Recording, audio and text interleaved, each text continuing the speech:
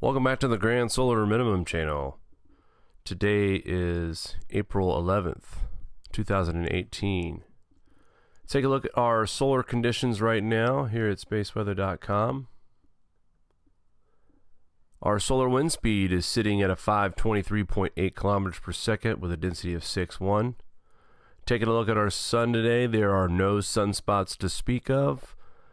Yesterday we had an active region directly below the Earth-facing equatorial region, but they're not even highlighting it today. This is now 10 days without a sunspot, 62 days for the year 2018 now.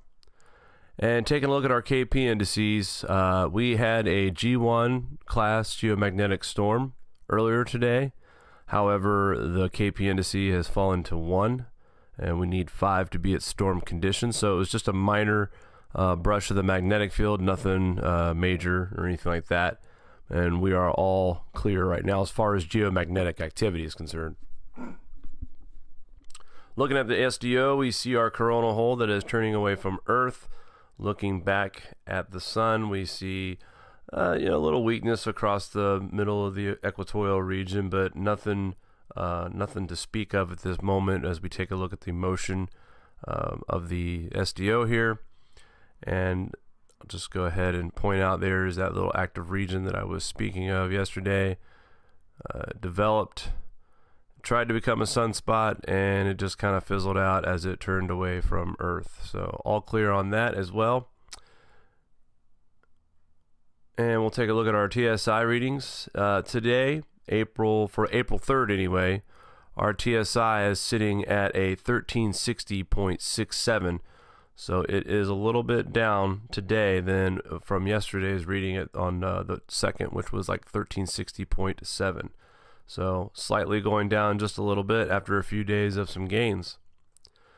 Alright, so I had an email today from a subscriber, and great minds think alike, because I was going to show this today as well.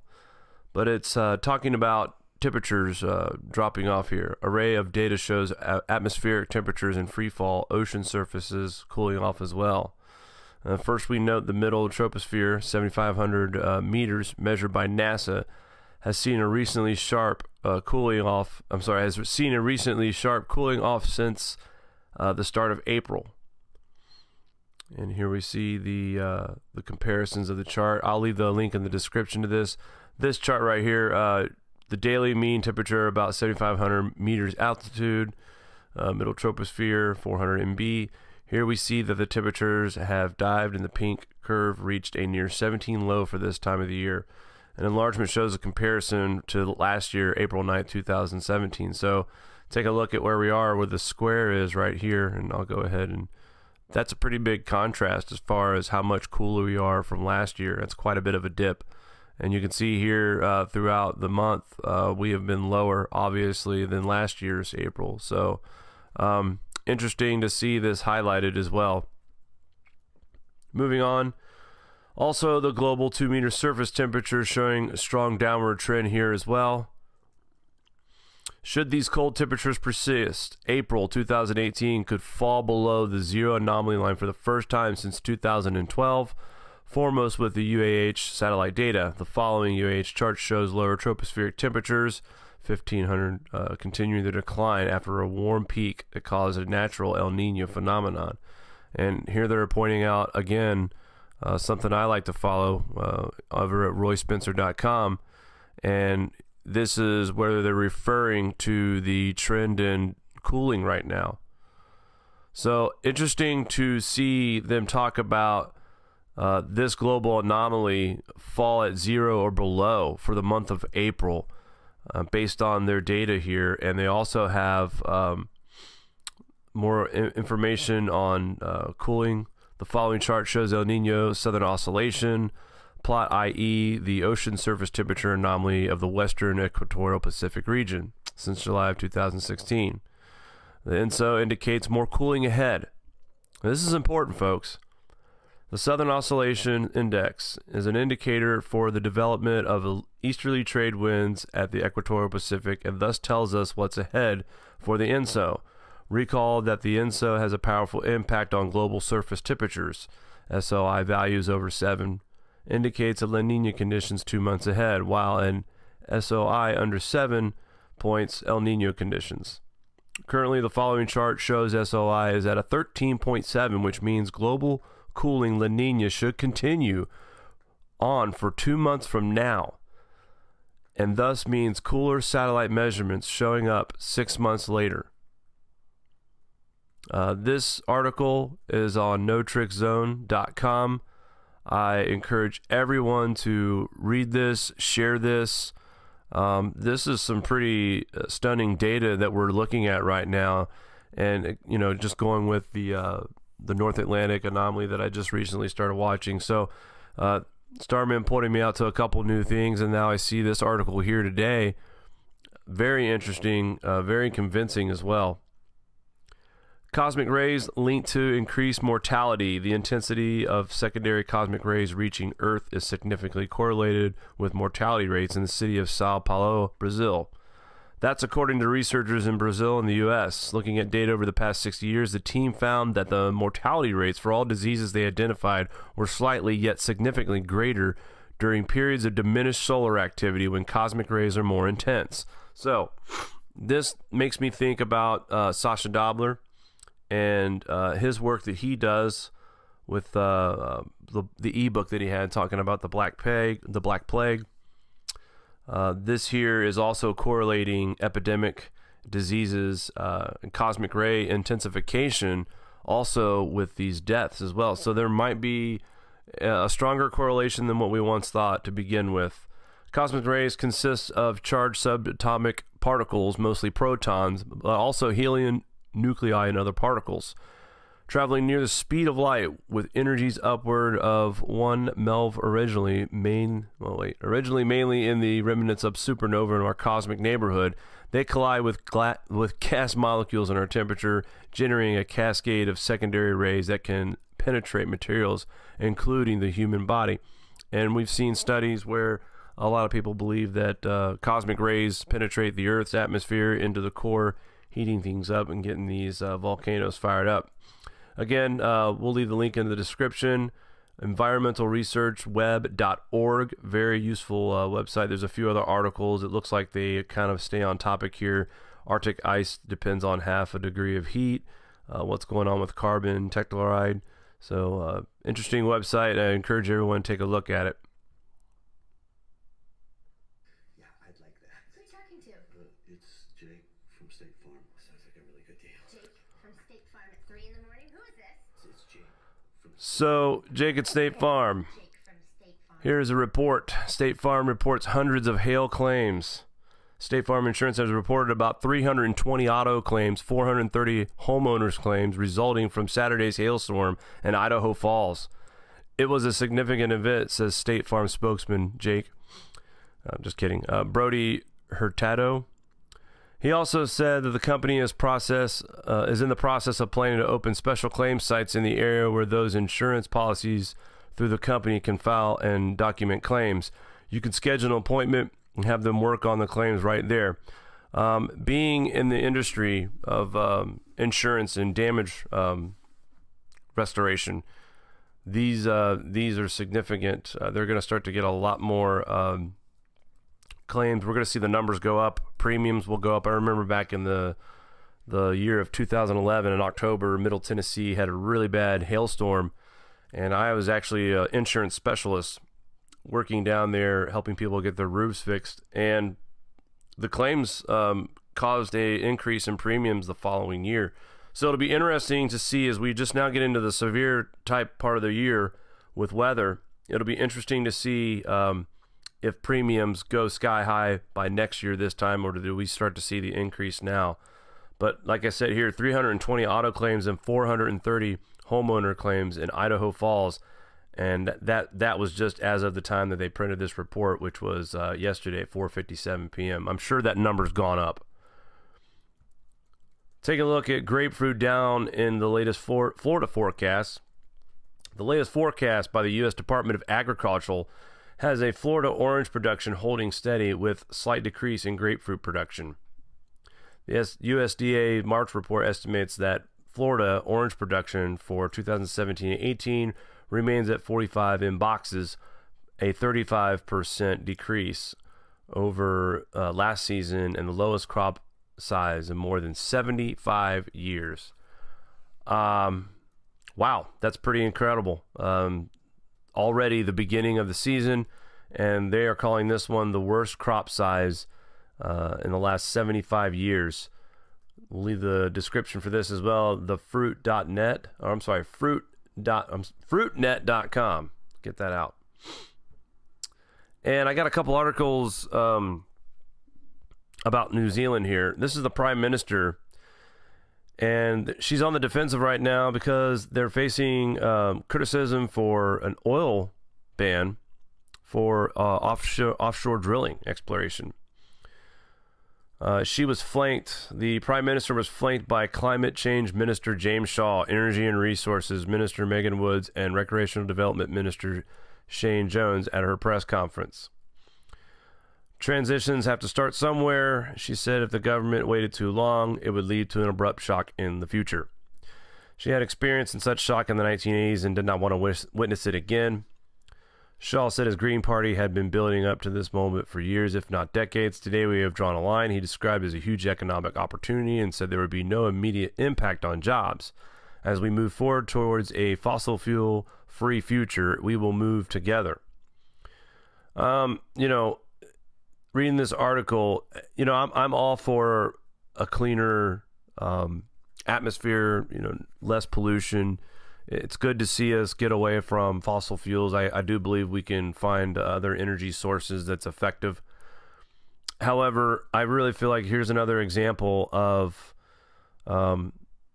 possibly something that could be really good for New Zealand and other companies around them and the economy overall. The price of oil, they're letting fake science cloud their decision making on offshore drilling here. So I think they're making a mistake, and I think they're getting a lot of criticism for it as well.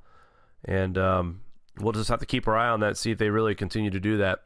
That's not a very popular move these days, especially as with the oil prices, and as much as we're going to need more fuel, more gas now here in the days to come and the years to come as well.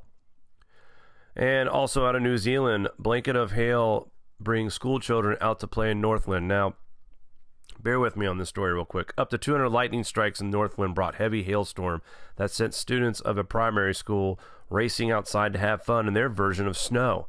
Parts of Northland were blanketed in hail after separate lightning strikes and intermittent rain yesterday.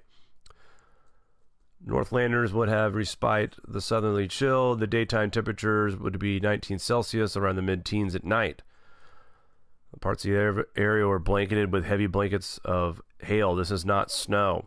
Students of an area school went outside, started playing in this. As you see here, running around. There's a reason why this is a big deal. Students love playing in the icy fall with the school ground completely blanketed with hail, as were surrounding roads and fields. Some kids said it was their best school day ever. They were out playing and treating the hail like snow and tried building snow castles, but they wouldn't stick together. They've never seen it before, and they're absolutely loving it.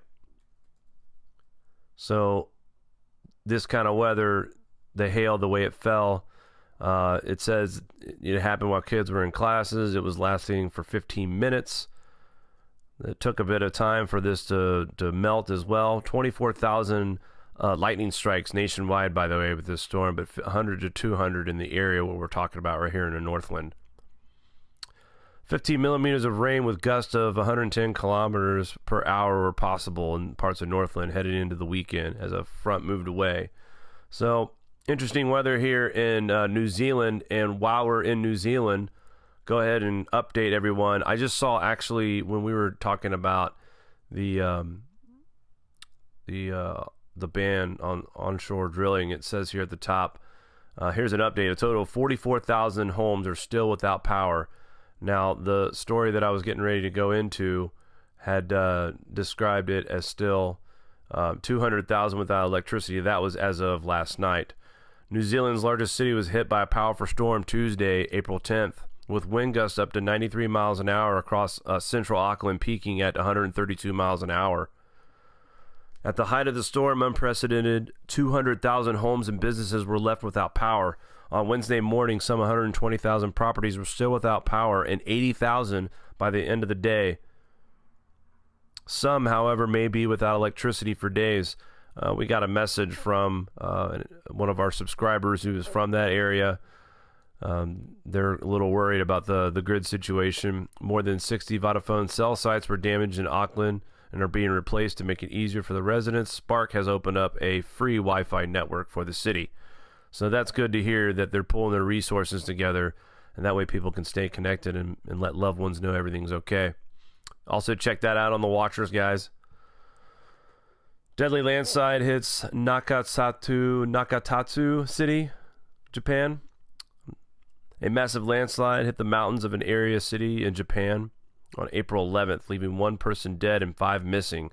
There was no significant rain in the region over the past 24 hours, leaving the cause of disaster unknown at this time. According to police report, a mountain slope collapsed behind a group of houses around 3:50 local time. According to municipal government, 6 people were initially reported missing. 1 body was recovered from the debris, leaving 5 women between the ages of 21 and 90 still unaccounted for. So right now they've got over 200 police officers and 200 firefighters altogether out there right now, trying to assess the damage and looking for survivors. See if we have any footage here. Wow. You know, even though there hasn't been any rain, that doesn't mean that the ground isn't holding enough moisture to where the soil is ready to move. So I found it interesting when we had the mudslides in Montecito, and it wasn't a mudslide. It was literally the earth moved. Boulders were coming down the size of cars down the mountain into neighborhoods. A lot of pictures and stuff that we didn't see from that mudslide. It was very surprising. I have to give Weather Channel a little bit of credit. They did a nice little piece about it and showed some really eye-opening pictures about what had really happened during that landslide. Severe weather hit Saudi Arabia again less than a week after the hailstorm killed hundreds of animals. The city of Mecca and neighboring regions were hit hard by torrential rain today. Rainwater quickly flooded roads, cars, and shops, closed schools, and brought life to a standstill, local media reports. Authorities said heavy rains also affected other parts of Saudi Arabia today. Schools will remain closed in the Mecca, and just tons of video footage in here from the torrential rains.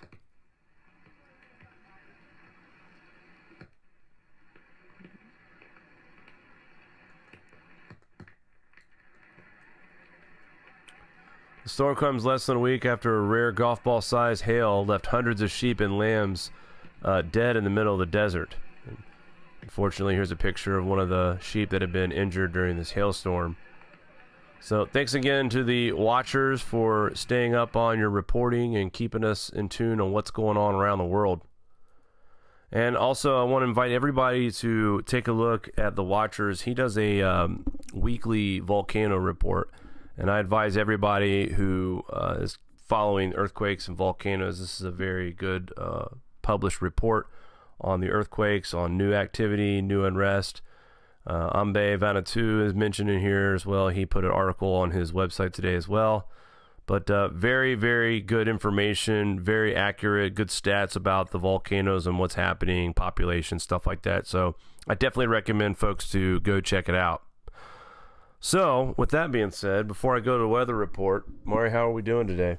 We are doing good. We're just talking. A lot of people caught our interview on Lake Project. Oh, that was a fun interview last night. That was fun. Rex is very fun, and he's very fair because there's a lot of things out there, especially on his channel in the conspiracy world. People have differences of opinion. Sure. He handles everything very fairly over there, and that's what we were chatting about. And you know, the biggest thing for us really for that last night was that it's just getting, he has such a big platform, and it's getting the word out about the grand solar minimum. Let's get these people's eyes opened. Some of these folks you know, are not sure what's going on, and so I hope whoever watched last night that's not familiar with this channel, I hope you walked away with a little bit of knowledge on what's going on out there. So, but yeah, thanks again, Leak Project, for having us on. We had a blast. All right, so let's take a look at our weather quickly, because there's really not much to speak of until we get into about Friday or Saturday. Of course, the northwest region, you're still getting another storm system, as we talked about earlier. And here in western New York, Pennsylvania, we should expect some showers overnight tonight into tomorrow. They're light. Snow back in the northern plains near Montana, Wyoming, and Idaho, Utah, parts of Nevada. And kind of calm and quiet until we get to about Friday. And now I think they're shifting their focus to Saturday now as far as when that severe weather they're thinking about hitting. So we're still talking about the same bullseye, but I think this is going to hit a little bit later than we thought. We originally thought this was going to be around Friday. And take a look at all the heavy snowfall. I've seen some reports from this system right here that we will be looking at up to 24 inches of snow in South Dakota. And as you see right here on Saturday, very, very, very heavy snow here in that region. So they're going to get bombarded with snow for almost a full 24 to 36 hours before the system finally makes its way off to the East Coast. But guys, this is Sunday. This system is dragging its feet across the South. So we are going to be watching the South for severe weather outbreaks. This storm system, if you can see right here where I'm using my cursor at, it's pulling moisture up from the Gulf, and that's what's keeping this system kind of stalled and making it seem like it's here a lot longer than what it is. But finally on Sunday into Monday, it's making its way across the South onto the East Coast, and by midday to evening Monday, we should start to see some relief in the South, but Northeast and Eastern Pennsylvania, northern upstate New York, you guys are going to see some heavy rain as well. So this system kind of gets its act together as it starts heading up into the northeast part of the country. Pittsburgh, watch out for that heavy rain. You guys have already had enough rain this year.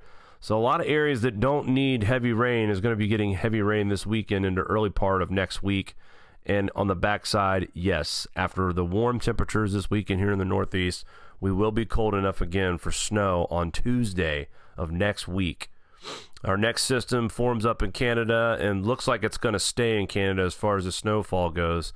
But guys, it's starting to quiet down just a little bit. We got some spotty showers going on across the country on the East Coast, but by next weekend, we could see another system develop in the middle of the country by Saturday. Nothing like the severe outbreak that we're looking at for this weekend. But again, another low pressure system treks its way across the country, and by the end of the weekend, we'll see it in the Ohio Valley, Tennessee, Kentucky, and the Deep South as well. And this thing will scoot on out of here by early next week. And like a usual spring pattern, we'll see more and more moisture. But oh, one more thing before I leave this part of the map. My favorite part of the map. Actually, the last. Well, so I can start it right here. April 26th, folks. Circle it on your calendar. We do not have any snow to forecast for April 26th in the lower 48. I know. Try to contain your excitement.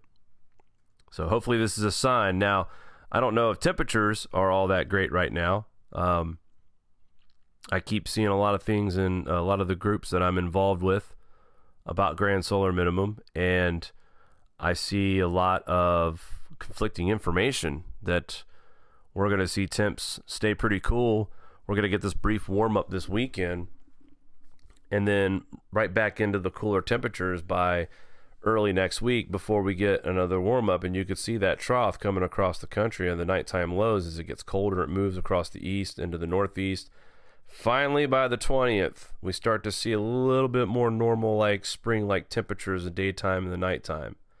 So hopefully this is a sign of good things to come, that we can finally get the spring started.